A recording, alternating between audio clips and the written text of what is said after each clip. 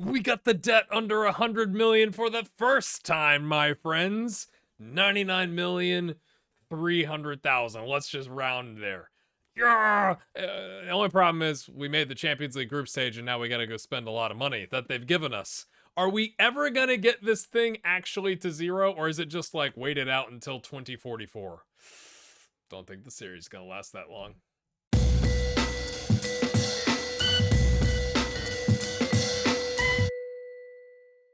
All right, my friends, welcome in. Today's going to be kind of a helter-skelter video. I'm still in the midst of the transfer window, so I don't have that completed and ready to show you. We are going to do the end-of-season awards. We are going to look at the youth intake that we've signed. It was just average. Should we sack our head of youth development? Let me know in the comments. And we'll review the quite vigorous response to your thoughts about signing or re-signing or attempting to re-sign or hitting finish deal. All the things, Divock Origi. All right, let's go. Also, by the way, thanks for your patience. I got my cycling done. Essentially, I'm recording this on Monday morning, and walked into quite the poop storm at work. Unfortunately, dealing with some folks on my team and having family members either with the big thing or having just passed away from the big thing. So that has kind of thrown my recording into a bit of a chaos, and so I'm gonna put this one out and then we'll get back on to hopefully regular content, starting on Wednesday of this week. Thanks for your patience. So you'll notice we only signed five of the youth intake. That's probably not a good sign. Or is it a good sign that we've got really good ones already in the under 19s? Silver lining? Maybe. Angelino De Castro, an unambitious goalkeeper, but is 15 determination. Walk me through that. Potential 4.5 star, but his first touch is a 1, his passing is a 5. He's one that will probably sell or he'll just leave on a free. Let's be honest. Luka Malcevic is the other one that was at the top of that list. A media description as a young center back, but we've got him also as a no-nonsense fullback, which makes sense because his crossing, his dribbling is 4. So he's definitely a 5'11" center back. Will he hit a growth spurt because he's 15 and actually end up being 6 foot, 6'1", 6'2", something like that? I really love the bravery and the aggression and the anticipation. Tackling is really good. He needs to bulk out, right? He's 143 pounds, 5'11", 143 pounds. For the record, I'm about 5'10 and a half, and I'm a $170. So he is skin and bones, my friends. Goodness me. But his composure's going up. I love it. I actually think this guy could actually be pretty good. And then there's Chad Jones, who has 3-star potential, maybe, but he's currently a gray-starred player. Fairly loyal, but also 5'11" and 138 pounds. I love that he's got curls ball as a trait, as a center back. Doesn't play any other position, hasn't done crossing, hasn't done corners, but he loves to curl the ball. Get in, Chad. And Chad Jones, where are you from, brother? Yes, American. Mönchengladbach. Okay, all right, but so he's got at least one American parent, but he was born in Germany. Is that what we're seeing? I was like, Chad Jones. Goodness. Next up, we've got Manuel Leiding, I think is how you say that. Maybe. Left-footed realist. He's just, let's keep it real, promising winger that tries killer balls often. Sometimes you get those wingers that are like, they've got 16 acceleration and pace. You're like, that's all they got going for them. I kind of feel like all this guy has going for him is his first touch, his technique, which is kind of interesting for a 15-year-old. That's what he's got going for him. His physicals need to catch up, although he is 6 feet tall, 147 pounds. His crossing's all right, but I just think that's really interesting that he's already got 16, although it's falling. But you get what I'm saying. They're like, kind of interesting. And last but not least, it's Fabian Dahlke. Maybe. Actually, not bad physicals. He's not naturally fit. He's not very strong. 5'11" as well, 138 pounds, temperamental, but can't, maybe he can't be, maybe it's not temperamental. He just can't remember. His concentration is so poor that he's like, why was I mad? Or like, maybe it frustrates him. His emotions are all over the place with his determination. I just let the director of football sign the prospects. Was that a mistake? Maybe. Yeah, that one might be a mistake. All right, like I said, we're kind of hopping around here, so I've gone back a little bit in time to the end of season awards. I've tried to put, aside from Stefan Ortega, I'm guessing none of you are going to say he's the player of the season with a 6.94. Just a guess. So aside from him, I've kind of put everybody that would be starting in their normal spots, if that makes sense. So I want to hear from you in the comments. Who is your player of the season, your signing of the season, and your young player of the season? And you're going to have to pause here, but I'm going to leave it here, okay? So you can pause. Or if you really want to look at some of these names down, I mean, there's nobody really that, like, interesting. You've got a youth prospect down here, Thorsten. You've got the young left back, the other Karim. You've got Juan, who's going to leave. Like, none of these people matter. Either they were on loan or they didn't play. So I guess only Joe. So if you want to pause, then you could see Joe. Leave a comment in 3, 2, 1. It's time for the end of season awards. All right, here we go. First up, the new arrivals. Marian Scarlat gets the signing of the season. 4.1 million, mainly due to getting the player to agree to a lower wage than we would have expected to pay of someone of his ability. We are paying Marian Scarlat 15 grand. Look at the, oh, look at the arrows. That's so delicious. I think that's a bit odd, though, with the 5 starts and 6 subs on a 7.38, and like he's the signing of the season. Daryl DK sitting there going, like, what do you all want from me? 3.9 million, 34 starts, 1 sub, 18 goals, 3 assists. I think that's harsh on Daryl DK. Jakic in there on a 7.03, giving the B-. Fabio Vieira, a B-. Fowler and Balogun, a B-. Costas, a B+. Now, this is looking at him from a loan standpoint. You know, Luciano, a B-, and Joe Gelhart from an A+. Good value for money because they think we should buy him. Transfers out, a bit iffy. You know, do any of these they actually hate? Xerxes is a C. That happened in this summer. This past summer. Just reminder. Just reminder. Almoez was a C. Thomas was an E. They're most unhappy about Thomas. And then these are kind of a crapshoot, let's be honest. We did finish third, my friends. I guess I kind of buried the lead there. We lost to Augsburg, and we beat Hoffenheim 3-0.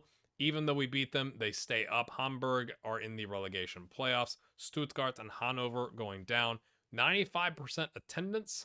Again, Daryl DK, 16 goals in the league. And he's like, are you serious? Is this actually happening? We lose the Borussia Mönchengladbach 1-1 in the quarterfinals. But maybe that's what propelled us to being able to finish above RB Leipzig. Now, again, one of the goals of the save was to finish above Dortmund a couple times.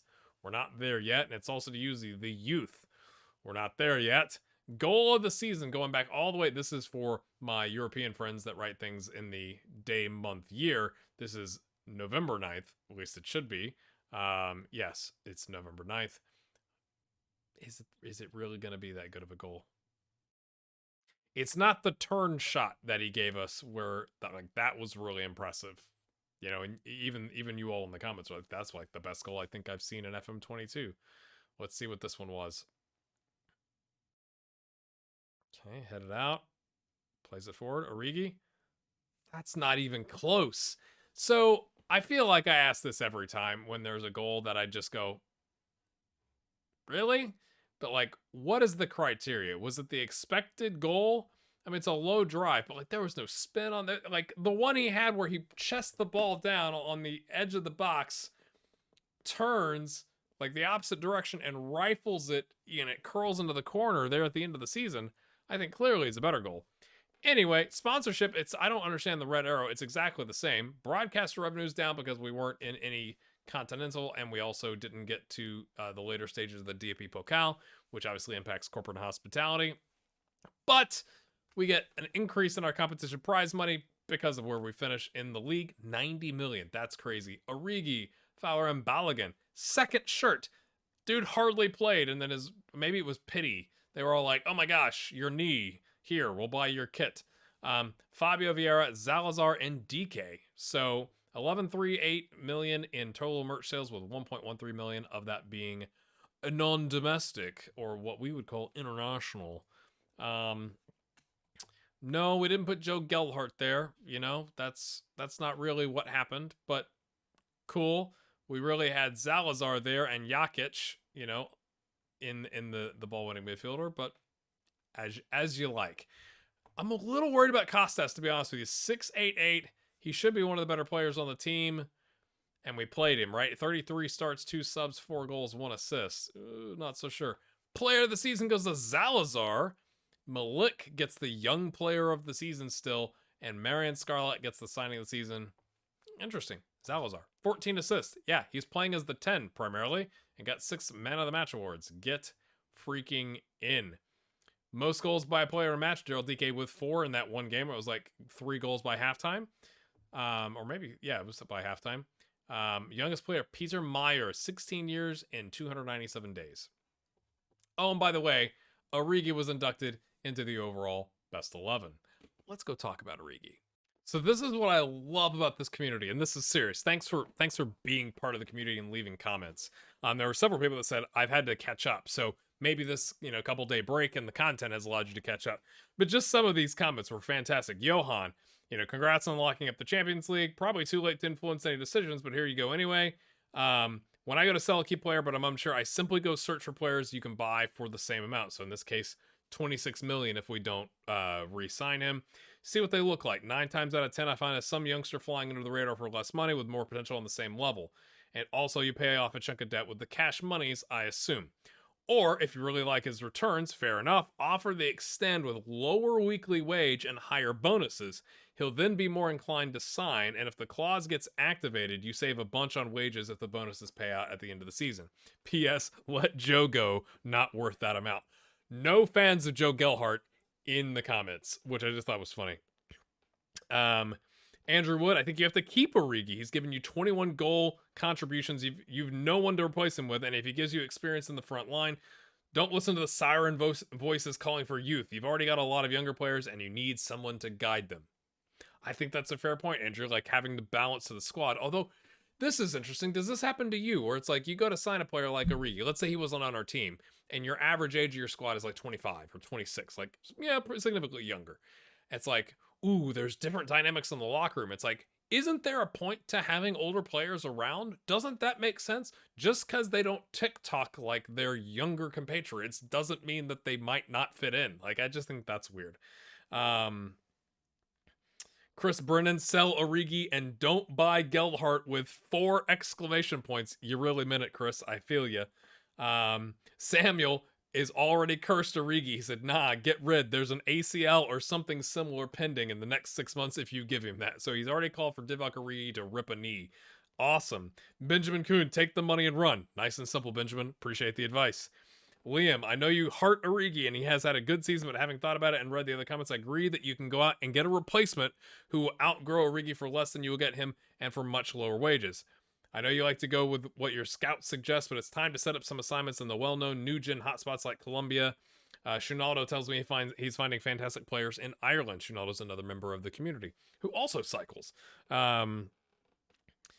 Rose Solane, I think the Origi situation is a lost cause. I don't think a 34 million release clause instead of 26 million will make a big difference. Even with 2.5 million loyalty bonus and 13 weeks of 15 grand more, that salary, it's still 5.3 more. So essentially what Rose Solane is saying, if you do the deal and it's activated and he leaves in 13 weeks, you're still getting 5.3 million more. If you extend his contract now, he probably discuss a move in the summer and you get 34 million. If you wait with offering a contract extension until the last week of June, so like delay, don't suggest terms now, like walk away, but then he doesn't get poached and you're still able to offer a contract, he probably, doesn't go then. So interesting point. Shinaldo, I probably wouldn't extend. If you do, I'd work on getting the loyalty bonus a wage lower though.